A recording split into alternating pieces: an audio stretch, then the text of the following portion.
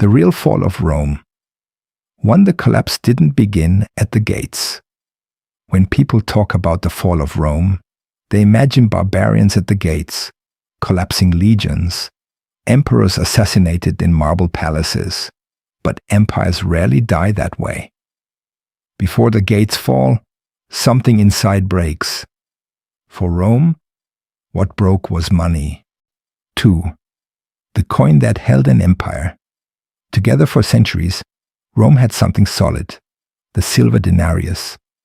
It was real silver. It had weight. It had substance. When people held it, they weren't just holding metal, they were holding trust. Soldiers were paid in it. Merchants traded with it. Ordinary people saved in it. Rome was strong because its money was strong. Its money was strong because people believed in Rome. 3. The cost of empire. But empires are expensive. Legions are not cheap. Border defense is not cheap. Suppressing unrest is not cheap. Eventually, tax revenue wasn't enough. And this is where the classic government reflex appears. Let's not raise taxes. Let's just thin the money. The silver content of the denarius was quietly reduced. Slowly, gradually.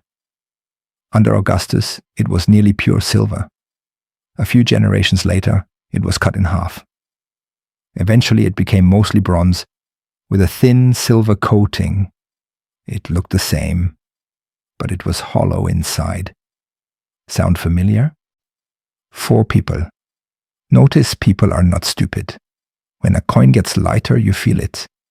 When its color changes, you see it. When prices rise, you understand. Inflation began. Grain became more expensive. Soldiers demanded higher wages. Merchants refused debased coins. Once money loses trust, a chain reaction begins. The state prints more. Prices rise faster. Trust falls further. A vicious cycle. 5. The 3rd century crisis. What we call Rome's 3rd century crisis was not just political chaos. It was financial collapse, nearly 50 years of instability, civil wars, plagues, rapidly changing emperors. But beneath the drama was one truth. The money no longer had real value. The government tried price controls.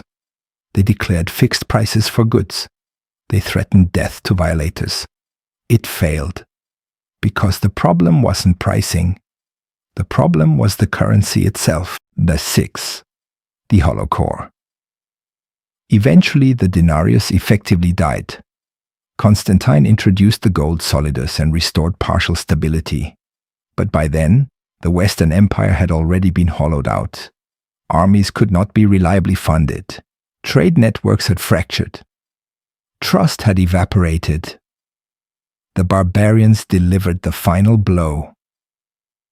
But the real damage happened in the treasury. History repeats in pattern 7. The pattern never changes. It's easy to dismiss this as ancient history. But the pattern hasn't changed. Weimar Germany printed money to handle crushing debt. A loaf of bread eventually cost billions of marks. Zimbabwe printed endlessly. Its currency collapsed completely. In 1971, the United States left the gold standard. Money was no longer anchored to metal, only to trust. And as long as trust holds, the system holds.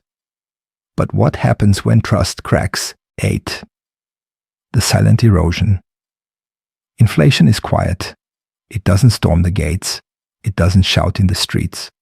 It slowly eats purchasing power. Wages rise, but life becomes more expensive. Markets rise, but most people own little. Rome's trick was simple. Coins that looked the same, but were worth less. Today's methods may be more complex, but the logic is the same. The real lesson. 9. Money is fragile. Money is not sacred. When abused by power, it becomes fragile. And when money breaks, society follows. Contracts fail. Trade slows. Armies weaken. legitimacy erodes. Empires do not fall in a single day. First, trust falls. Tender hard truth. Inflation is not an accident. It is a choice. It doesn't look like a tax, but it is one. Rome's citizens paid the price. Weimar's citizens paid the price. Zimbabwe's citizens paid the price. History keeps asking the same question. When money is hollowed out, what are you standing on? The final warning. The fall of Rome is not just the story of a dead empire. It is the story of what happens when power manipulates money. Before the barbarians reached the gates, something had already gone wrong in the treasury, and that lesson has not changed in 2,000 years. History doesn't repeat itself word for word. But if you don't understand it, you will still pay the price.